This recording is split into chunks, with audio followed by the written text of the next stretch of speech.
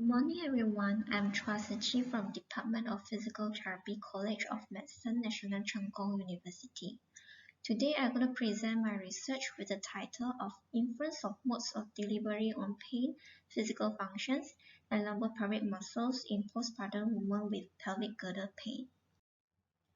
Pregnancy-related pelvic girdle pain (PPGP) is a common problem affecting the physical and mental functions as well as quality of life of women. PPGP affects 45% of the pregnant women and 25% of postpartum women. Pelvic instability is believed to attribute to PPGP. Taiwan is one of the countries performing more cesarean with rate of 35% in all delivery women each year. Different delivery modes may result in different level of pelvic instability. For example, multiple layers of skin, muscles, fascia, and uterus are incised during the cesarean, or traumatic reservation of pelvic floor muscles might be occurred during the vaginal delivery.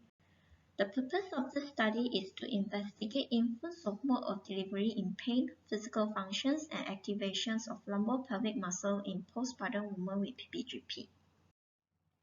There were 32 postpartum women with PPGP were recruited into this study, and they've been classified into two groups based on their mode of delivery, which is cesarean group or vaginal delivery group. Age, BMI, and postpartum year did not differ between groups.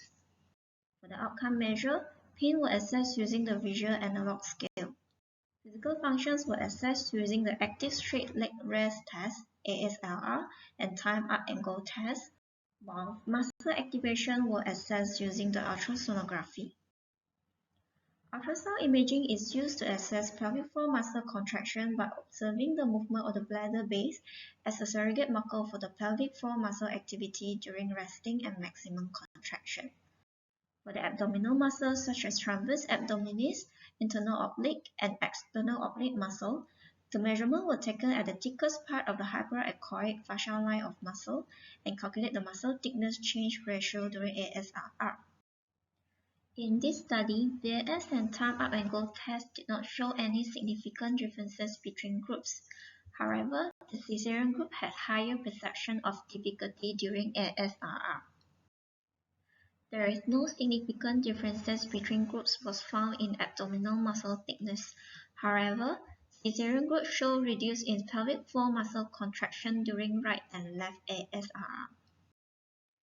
In this study, cesarean groups show higher perception of difficulty during ASRR, although pain intensity did not differ between groups. ASRR is a challenging task for cesarean group might be caused by the insufficient stability provided from the abdominal muscle.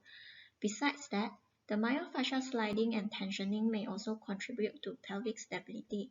However, the rectus abdominis was not measured in this study. In this study also found that cesarean group had reduced pelvic floor muscle contraction during ASRR. The reduce of pelvic floor muscle control corresponded to higher perception of difficulty during ASRR. Active labor during cesarean can actually result in more injuries of pelvic floor muscle. The other possible contributing factor is the continuity of abdominal muscle with thoracolumbar fascia and pelvic floor might be disrupted by the scar formation after cesarean. In conclusion, cesarean might have more impacts on pelvic floor muscles but not abdominal muscles in postpartum women with PPGP. Current findings suggest comprehensive assessment and training of the pelvic floor muscle might be required in postpartum women with PPGP who receive cesarean during delivery. I sincerely appreciate your attention today. Thank you.